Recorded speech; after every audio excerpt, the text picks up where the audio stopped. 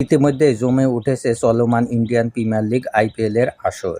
এবারের আসর শুধু প্রতিদ্বন্দ্বিতা নয়, আবেগে ভরপুর। কারণ ক্রিকেট বিশ্বের বেশ কয়েকজন অভিজ্ঞ ও তারকা ক্রিকেটারদের জন্য এটি হতে পারে শেষ আইপিএল, যা ভক্তদের জন্য এক বিশেষ মুহূর্ত হয়ে উঠেছে। সবচেয়ে বেশি আলোচনায় আছেন মহেন্দ্র সিং ধোনি। ৪৪ বছর বয়সেও চেন্নাইয়ের হয়ে খেলছেন তিনি। তবে বয়স ও ফিটনেস বিবেচনায় অনেকেই মনে করছেন ২০২৬ আইপিএলই হতে পারে মহেন্দ্র সিং ধোনির শেষ আসর। এরপর আলোচনায় আছেন অস্ট্রেলিয়ার গতিময় তারকা পেসার মিচেল স্টার্ক। তার ভবিষ্যৎ নিয়েও চলছে জোর আলোচনা। তার ভয়ঙ্কর ইয়র্কার ও গতি আইপিএলের অন্যতম আকর্ষণ হলেও আন্তর্জাতিক ক্রিকেটে মনোযোগী হতে টি-টোয়েন্টি ও ফ্র্যাঞ্চাইজি ক্রিকেট থেকে নিজেকে ধীরে ধীরে সরিয়ে নেওয়ার ইঙ্গিত দিয়েছেন তিনি। ফলে আইপিএলের চলতি আসরেই হতে পারে তার শেষ উপস্থিতি।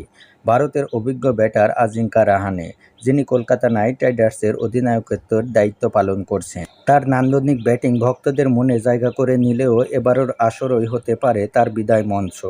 একইভাবে ভারতের অভিজ্ঞ পেসার ইশান্ত শর্মার ক্ষেত্রেও ২০২৬ আইপিএলের মৌসুমটি একটি বিশেষ মৌসুম।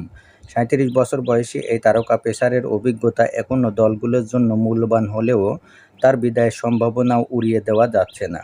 ওয়েস্ট ইন্ডিজের রহস্য স্পিনার সুনীল নারিনের নামও উঠে আসতে পারে সম্ভাব্য বিদায়ীদের তালিকায়। ৩৬ বছর বয়সী এই অলরাউন্ডার এখনও ম্যাচ ঘুরিয়ে দেওয়ার সামর্থ্য রাখেন।